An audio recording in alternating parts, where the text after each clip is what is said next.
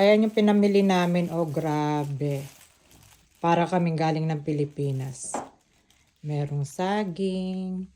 May bangus. May bangus na daing. Tinapa.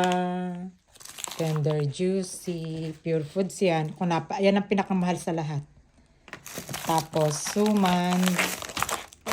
Ube. Tapos yung palabok na frozen. Tapos chicharon.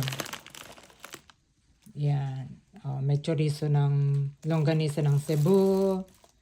May squid ball. Tsaka pansit canton. Instant. Tapos bumili ako ng laing na ready to eat na. Mang Tomas. Tsaka toyo. Yan. Grabe, diba?